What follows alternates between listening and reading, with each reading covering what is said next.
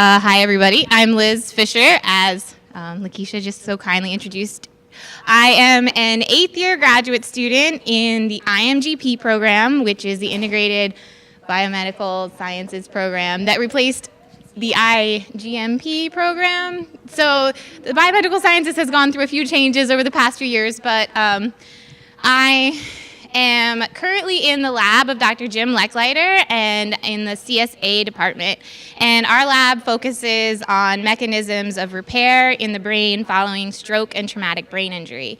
My specific research focuses on how a specific cell in the brain called an astrocyte can be exploited to work better using a drug that we have developed in the lab to help repair the brain better after stroke. So it's kind of what my project is on. If anybody wants to ask later about a little bit more in detail, we can, but just in the spirit of things, I'll get things going. So I was asked to give you a little bit of an idea of what it's like to be a graduate student. So graduate school, you start out, and the first couple of years you're taking classes. So you really want to be done with classes by the end of your second year, maybe a little bit into your third year. But then after that, you start transitioning into your lab. So you choose your lab by doing rotations, and you do rotations in your first year. You do about 3 or 4, depending. And so these are just little mini internships, trials in the lab. So you're checking out the lab, seeing their research. What do they do? Do you like the lab? Do you like the experiments that you're doing on a day-to-day basis? And then also the lab is kind of checking you out too. Do you fit in with the group of people? Because you have to work with these people every day. So it's kind of a mutual trial period. And then after you've done your 4 rotations, you kind of pick wherever you want to go, and hopefully they have money for you. Because there's another part to graduate school in that I actually get paid a small stipend to go to graduate school. I'm not paying to go to graduate school, but that money comes from my mentor's grants. So they have to have the grant money for you to join the lab. So if all of these 3 things align, you like the lab, they like you, they have money, then you get to go. Right? So then you start in that lab, you do your research for a little bit. At the end of your second year, you do what's called a qualifying exam, and that's really just a test to see how you can think like a scientist. Can you think like a scientist? Can you plan experiments? Can you do this sorts of things?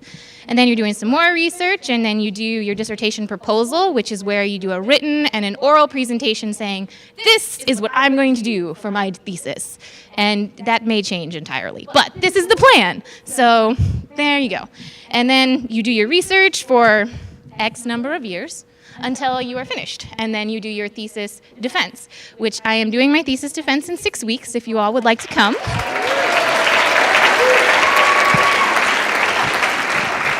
I'm really excited about it. It's taken me a while to get here. But so any number of things can happen in the middle. So one of the things that happened to me, for instance, is about the end of my third year, my mentor accepted a job at the Health Science Center. So originally I started off at a different institution, and my mentor moved. So this happens fairly frequently in science that a primary investigator, the guy who heads, or woman who heads the lab, can find a new job and then they go. And as a graduate student, you have an option to go with them or to stay at the institution that you're already at. And if you go, then you lose time because moving is hard. But if you stay, you often end up switching labs and you're switching projects and you're starting all over again. So it's not really the best situation for the students or the postdocs or other people in the lab, but you know, you get to try out a new place. So I got to live in Texas for a while. So I'm originally from North Carolina, by the way.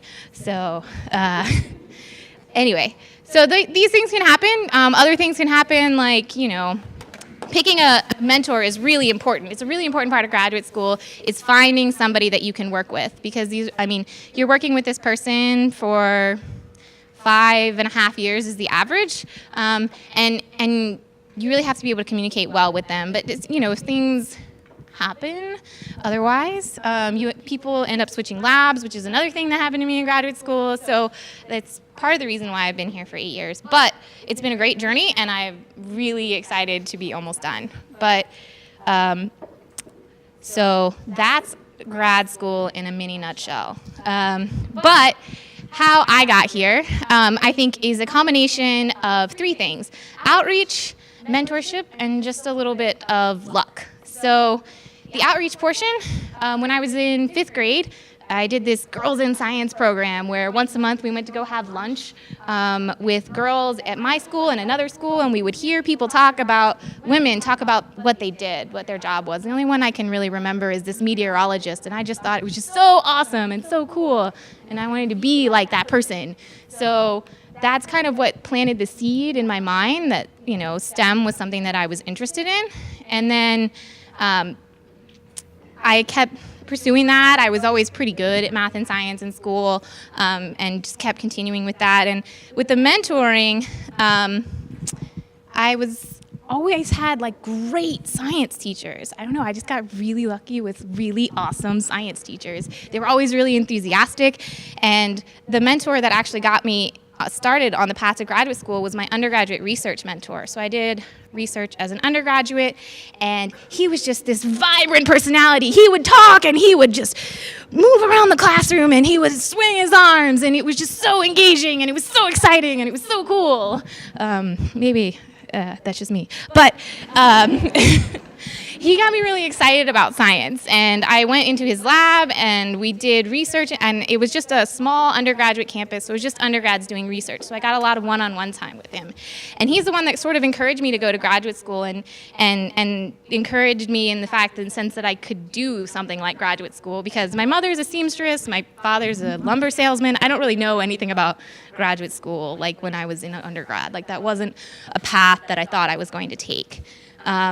But he really encouraged me, and with his encouragement, I applied and I started in graduate school. And that's where I think the luck part comes in, is having those positive mentors and positive role models in my life, because I know that as a woman in science, we don't always get that positive mentorship and that positive reinforcement. So, starting out in about 4th grade, on average, girls and boys are about equal in their interest in the STEM fields. But when you reach middle school, there's a drastic drop-off in the number of women young girls that are interested in science. And this is due to societal factors or the teachers saying they can't do it or that. And I feel really lucky that I've always had amazing mentors in my life that have encouraged me to pursue something that I wanted to do. And so capping that off with my mentor in and undergrad was the best. And until I got to grad school, I had always had the most supportive mentors. And I think that's really what's pushed me through. And with that, we've started the graduate school women. We've started a new group called Wisdom, which is Women in Science Development, Outreach, and Mentorship. And that's really important to me, and that's something that I've joined and we're starting to do outreach in the community. And this is, and mentoring, peer-to-peer support, so supporting my fellow graduate students, getting through those times that may be a little difficult, because we all have them. And then just as a way for me to give back give back all I felt that I've been given in my time. So, yeah, I think that's it.